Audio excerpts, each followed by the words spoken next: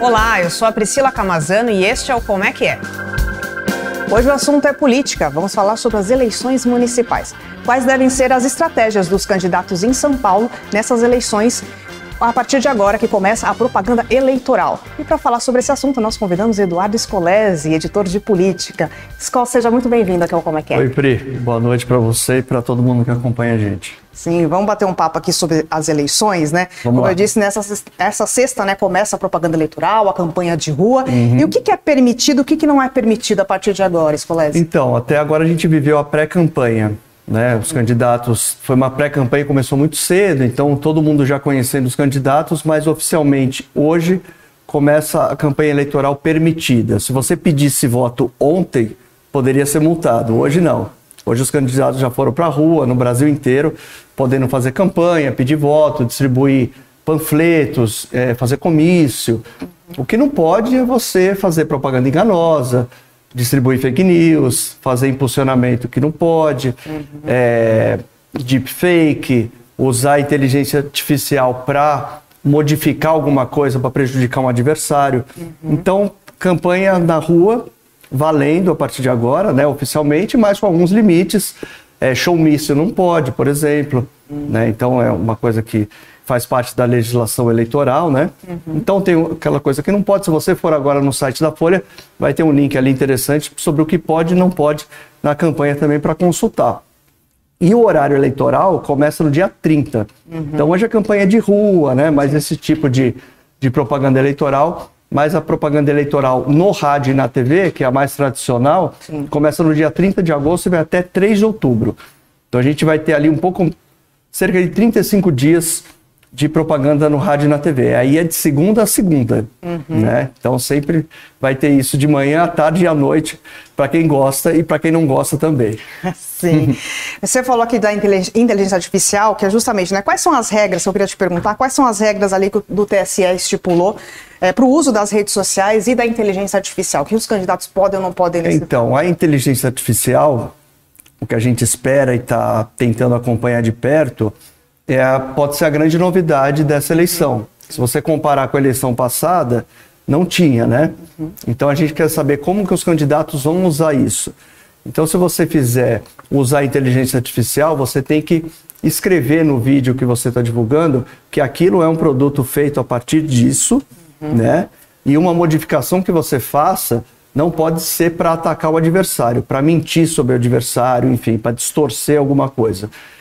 E assim, como é a primeira vez que isso vai ser avaliado pela Justiça Eleitoral, pelo Ministério Público Eleitoral, e até as campanhas vão ter que avaliar o que o adversário está fazendo para saber se vai promover uma ação contra ele na Justiça, então é uma questão de adaptação. Como que a Justiça Eleitoral vai receber essas denúncias e como que ela vai interpretar a lei, se pode ou não pode aquilo. Então vai ser meio que um teste sobre isso. A gente não sabe o tamanho disso nas eleições, a gente sabe que a Justiça Eleitoral ela não tem braço para acompanhar tudo, então a gente tem que acompanhar o volume, o que vai chegar na Justiça Eleitoral e como isso vai ser interpretado por eles. Entendi.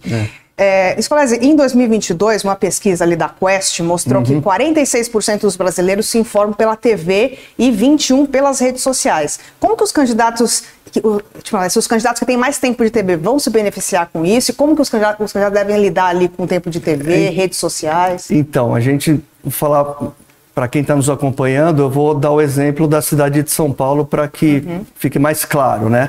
Por exemplo, o atual prefeito Ricardo Nunes, ele tem uma coligação de 12 partidos. É a maior coligação, então ele vai ter maior tempo de TV. Ele é o atual prefeito da cidade, então em tese, os marqueteiros dele, a equipe dele vai preparar um longo programa de TV para mostrar o que ele está fazendo e as promessas. O Boulos em segundo lugar, porque ele é do PSOL, mas tem o apoio do PT, que tem uma bancada grande na Câmara dos Deputados. E como é que funciona a divisão no tempo de TV? A soma dos partidos dentro da bancada na Câmara Federal. Então, quanto mais deputados você tem na sua coligação, mais tempo de TV você vai ter. E quem não tem representação no Congresso, não tem direito ao tempo de TV. Então, por exemplo, o PSDB do Datena vai ter poucos segundos na televisão. A Tabata, que é só o PSB, também vai ter um tempo mínimo. E o Pablo Marçal, nada, que é do PRTB. Né? Então, por outro lado, você perguntou das redes sociais. Sim. O Pablo Marçal é um fenômeno nas redes sociais. Então, ele, desse campo, ele vai explorar muito isso, né? Então, a gente não sabe hoje qual que vai ser o impacto de televisão versus redes sociais. Qual vai ter mais impacto? Porque o que você coloca de propaganda eleitoral na televisão, você pode fazer um recorte e também divulgar nas suas redes sociais. Agora, o que você faz na rede social, se você não tem tempo de TV, você não tem como jogar lá. Né? Então, é mais uma campanha, como a gente tem evoluído muito na campanha digital, nas redes sociais, cada vez mais, a cada 2 anos tem eleição no Brasil. E sempre tem muita novidade e a gente não consegue medir o impacto antes do que vai acontecer. Né? Então, cada eleição tem a sua história e essa está se construindo agora. Sim. E nada definido, inclusive, né? Sim, até o uso da inteligência artificial, como você falou aqui, é a novidade, né, para essa eleição, para a gente ficar de olho. Agora eu queria especificar um pouquinho dos primeiros ali, os 4 primeiros, né, colocados nas pesquisas. Queria que você me dissesse sobre o Ricardo Nunes, quais devem ser as estratégias dele para essa campanha, né, e como que ele deve conduzir a propaganda dele, a campanha dele a partir de agora? Então, o que está acontecendo nesse momento, no primeiro dia de campanha, qual foi a notícia do início da campanha? O Ricardo Nunes, que está aqui na imagem aqui para gente, para quem nos acompanha, prefeito de São Paulo, ele está vivendo um dilema. Porque assim, a campanha de São Paulo, inicialmente, ela seria uma campanha de Lula contra Bolsonaro. O Bolsonaro apoiando o Ricardo Nunes e o Lula apoiando Boulos. O próprio Lula falou em entrevista que a eleição de São Paulo seria dele contra o Bolsonaro. Ele qualificou assim a eleição de São Paulo. Só que os outros candidatos, ele esqueceu de combinar com os outros candidatos, né? Você tem o Datena, que é super popular, o Pablo Marçal, que é um fenômeno das redes. E o Pablo Marçal, por ser um candidato de direita e com simpatia do bolsonarismo, vamos dizer assim, ele tem roubado votos do Nunes. Isso tem aparecido já nas pesquisas que a gente divulga e nas pesquisas internas dos partidos. Isso tem preocupado demais o Ricardo Nunes. Então a estratégia dele agora é para tentar estancar o que ele está perdendo em relação ao Pablo Marçal e trazer o Bolsonaro rapidamente para a campanha, porque a estratégia dele seria, Bolsonaro eu vou usar de vez em quando precisar. Nesse momento ele vai precisar muito do Bolsonaro. O Bolsonaro chegar na televisão e falar, não votem no Pablo Marçal, votem no Ricardo Nunes, porque ele está perdendo esses eleitores. Então, tem até uma curiosidade, né? A gente vai ter uma pesquisa Datafolha na semana que vem para detectar se realmente o Pablo Marçal cresceu após o início da campanha, após os primeiros debates. Isso ainda não apareceu nas pesquisas. Vamos ver nas próximas. Sim, vamos aguardar então essa pesquisa da Datafolha que vai vir. Agora vamos para o Boulos. Qual que deve ser? A campanha de rua dele deve ser o carro-chefe dele? Como você avalia? Então, as pesquisas têm mostrado, quando a gente faz a pesquisa, a gente faz os recortes por renda para saber em quem que o rico está votando e quem que o pobre está votando. O Boulos é do PSOL e do PT e tem o apoio do Lula. O Lula vai muito bem nas camadas mais baixas, né, da sociedade. Então, quando a gente vê na pesquisa aquele eleitor que ganha até 2 salários mínimos, o Ricardo Nunes está muito na frente do Guilherme Boulos. Isso chama a atenção da própria equipe do Boulos, que ele não está conseguindo entrar nos mais pobres de São Paulo. Então, qual que é a aposta dele agora? O Lula aparecer na televisão e falar para os mais pobres, olha, eu apoio o Boulos, votem nele. Só que não depende só do Lula, né? A gente vai ter que medir a força do Lula na campanha, mas ele aposta nisso. Da cara do Lula na televisão pedindo voto para ele. Porque se ele conseguir ganhar parte desse eleitor mais pobre, ele vai subir nas pesquisas. Ele está muito atrás do Ricardo Nunes nessa faixa. E é interessante, né? Sim. Inclusive, porque ele tem aparecido, né, o Boulos e o Ricardo Nunes têm aparecido muito próximo nas pesquisas, né, 23%, 24%, eles precisam pensar em estratégias aí para aumentar, né, essa porcentagem. Exatamente. Quando você olha a segmentação dentro do Ricardo Nunes, vai muito bem entre os mais pobres e muito bem entre os evangélicos. E o Boulos vai bem nas camadas mais ricas, né, ele tem um público mais cativo e quem tem o ensino superior, quem ganha acima de 5 salários mínimos. Então as estratégias vão ser montadas para avançar nas camadas que você não está indo bem. Sim, sim. Scolari, agora eu queria falar do Datena e do Pablo Marçal, né? Quais devem ser as estratégias deles, né? Os dois aparecem ali na última pesquisa da Datafolha com 14% das intenções de voto, né? Eles empatados, né? E o Datena, né, como um apresentador, ele deve focar na televisão e o Marçal deve focar nas redes sociais. Como que você avalia? O Datena, conversando com gente da equipe dele, ele vai tentar agora se adaptar à campanha de rua. Nunca fez, né, campanha de rua. Então ele vai ter que aprender a fazer isso. A ideia dele é conversar com as pessoas, ouvir o que elas têm a dizer, não de sair prometendo, mas de ouvir as pessoas. A figura dele já é muito conhecida e quando ele sai na rua atrai muita gente. Então ele tem que ter esse contato, enfim. Não cair em provocação, porque o Datena é estourado, né? Isso ficou muito claro ali na convenção do PSDB que ratificou ele como candidato. Ele quase saiu na rua para brigar com quem era contra a candidatura dele. Então o Datena vai ter que treinar isso também e treinar participação em debate. Todo mundo esperava que o Datena, como um comunicador de primeira, conhecido, experiente, fosse arrebentar nos debates. Não foi o que aconteceu. Ele mesmo admitiu isso, né? Então os próximos debates também vão ser um teste para o Datena. Sim, e no caso do Pablo Marçal, redes sociais, provavelmente. Pablo Marçal, qual que tem sido a estratégia dele?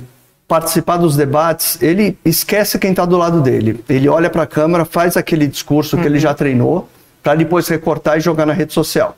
É a estratégia dele, já ficou muito claro, tem incomodado as outras campanhas, né? Então as outras campanhas estão tentando encontrar uma forma de como reagir às provocações do Pablo Marçal. Ele tem uma estratégia muito clara. A gente não sabe ainda qual o efeito disso nas pesquisas, né? Ele começou a crescer bem pouquinho, enfim, não apareceu um grande crescimento na pré-campanha. Agora na campanha, a gente vai ver o resultado, porque já foram 2 debates e logo mais começa, né, a campanha de fato. Então, o efeito do Pablo Marçal, do que ele está conseguindo na rede social, a gente vai saber na próxima semana com as primeiras pesquisas já da campanha oficial. Sim. Chegou uma pergunta aqui que tem a ver justamente com a próxima pergunta que eu ia te fazer, que é com relação ao debate. A pessoa na rede social pergunta assim: o primeiro debate mostrou uma alta temperatura. Podemos esperar mais ataques frontais aqui em São Paulo? E já emendo aqui a minha pergunta, justamente, na nossa matéria diz, né, teve muitas agressões ali e propostas rasas nesse debate. Esse deve ser o tom da campanha a partir de agora, Scolari? Eu acho que sim, porque o Pablo Marçal, ele leva esse tipo de comportamento para os debates, né? De ataque, enfim. Mas no último debate, o que a gente viu foi todo mundo atacando todo mundo. Né? Não dá para culpar só o Pablo Marçal. Tudo bem que ele dá um tempero, assim, né, para os ânimos ficarem acirrados, mas quando tem uma pergunta de candidato para candidato, você viu ali o Datena alfinetando o Boulos brigando com o Pablo Marçal, você viu o Ricardo Nunes e a Tabata também trocando adjetivos nada bonitinhos ali, né? Trocaram gentilezas, enfim. Então o clima tem sido pesado. O que a gente menos vê nos debates até agora são propostas para a cidade, né? Tanto é que a gente tem até uma dificuldade de saber quais são os grandes temas sendo discutidos hoje na campanha eleitoral. Ninguém sabe, porque não tem, né? Isso vai aparecer um pouco na propaganda de rádio e TV. Porque aí o candidato, além de... não vai poder ficar só batendo nos outros na hora que estiver na televisão, né? Vai ter que apresentar alguma coisa. Sim. Então eles vão ser obrigados a isso a partir do dia 30. Por enquanto foi só pancadaria. Sim. Deixa eu aproveitar também, uma das... é a Tabata, né, que a gente citou. Qual que deve ser a estratégia também da Tabata? Então, a Tabata está postando em rede social, porque ela tem pouquíssimo tempo de TV. Ela tem o apoio do Geraldo Alckmin como padrinho, mas também não deve participar muito da campanha. Quando começou a campanha, a gente tinha Boulos e Nunes na polarização e a Tabata apostava em ser a terceira via. Eu não quero votar nem no Lula, nem no Bolsonaro. A Tabata seria essa terceira via. Mas isso acabou não vingando por causa da entrada de outros candidatos, né? O Datena e o Pablo Marçal entraram também na disputa, são populares, enfim. Então a Tabata está precisando encontrar algum gatilho novo na campanha para tentar crescer, porque ela está ficando para trás. Na última pesquisa ela já aparece sozinha ali na 5ª posição, né? Então a estratégia dela vai ser... Os debates são importantes porque ela vai participar, tentar ganhar terreno nisso.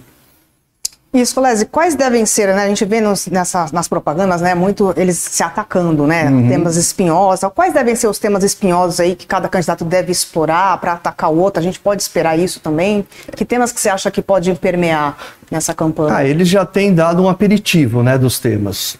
O Ricardo Nunes, por ser prefeito, ele está mais exposto, porque ele tem uma gestão, toda gestão tem a sua vitrine e a sua vidraça, né? Então as vidraças estão expostas. O Ricardo Nunes é investigado pela Polícia Federal na máfia das creches. Ele não foi indiciado, mas continua sendo investigado. Isso é um problema. Isso aparece, de fato, ali nas críticas dos candidatos adversários. O Boulos vai carregar o tempo que ele foi do movimento do Sem Teto, participando de invasões, sendo preso por isso, né?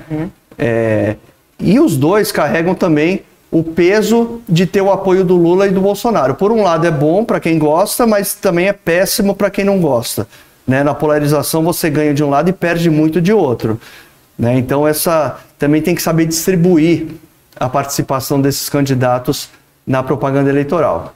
Em relação aos dois é um pouco disso, né? O Boulos tem a maior rejeição na cidade entre os candidatos. Ricardo Nunes é um pouco abaixo, né? O Pablo Marçal também já tem uma rejeição. Quanto mais conhecido, a rejeição dele vai aumentando. Porque o Pablo Marçal também tem um histórico de problemas na justiça, né? Já foi condenado, né? Tem uma série de questões aí na justiça que ele precisa responder e são temas que vão aparecer agora na campanha, né? E o Datena, aquela coisa de acusador como apresentador de TV, respondeu a vários processos, né? Várias vezes por ter acusado gente que depois se provou que não eram culpadas. Então ele também carrega um pouco desse peso.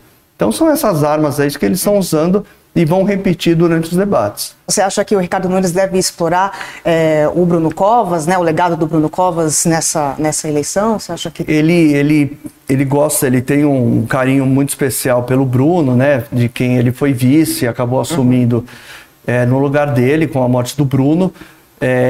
Ele fala o seguinte, que ele deu continuidade ao legado do Bruno, né, que ele carrega alguns lemas do Bruno, mas a partir de agora é a campanha dele também, né, porque ele vai poder lançar o voo solo dele finalmente, né, e é um voo solo sem o PSDB do Bruno, né, o PSDB deixou ali a aliança com o prefeito da cidade e lançou o Datena como candidato. Então quando o Ricardo Nunes tenta usar o Bruno Covas, por um lado, ok, ele foi vice do Bruno, só que o PSDB do Bruno está em outro lado, né? Sim. Scolese, como você disse, vai ter uma pesquisa da Datafolha, você pode dar algum spoiler para a gente do que os nossos telespectadores podem esperar aí nas próximas matérias da Folha, que a gente dá cobertura? Não, a pesquisa vai a campo, né, na semana que vem, a gente ainda está definindo certinho ali os dias, mas quando a pesquisa chega, a gente tem uma série de estratificações para mostrar, a curiosidade sobre o primeiro turno, sobre projeção de segundo turno também, né, uma análise muito fina ali sobre as camadas sociais da cidade, né, sobre... a gente tem uma coisa bem interessante que a gente acompanha no Datafolha, a gente pergunta para o eleitor em quem ele votou para governador e para presidente em 2022. Votou no Haddad ou no Tarcísio, votou no Lula ou no Bolsonaro. E a gente consegue saber em quem esse eleitor está votando agora. Então a gente sabe, o eleitor do Bolsonaro, ele está votando mais no Nunes ou no Pablo Marçal? Isso já rende uma reportagem legal, né? Por exemplo, o eleitor do Lula está votando no Boulos ou no Datena? Porque o Datena vai muito bem nas classes mais baixas também.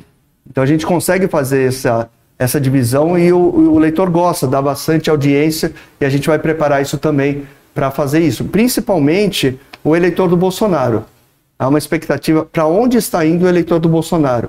Ele está saindo todo do Ricardo Nunes e indo para o Pablo Marçal, ou o Bolsonaro vai conseguir, se é que ele vai tentar, né, que ele fique com o Ricardo Nunes. Porque lembrando, o Bolsonaro indicou o vice do Ricardo Nunes, que é o Coronel Melo Araújo, ex-chefe da rota aqui de São Paulo. Então o PL do Bolsonaro não só apoia formalmente o Ricardo Nunes, como tem o seu vice.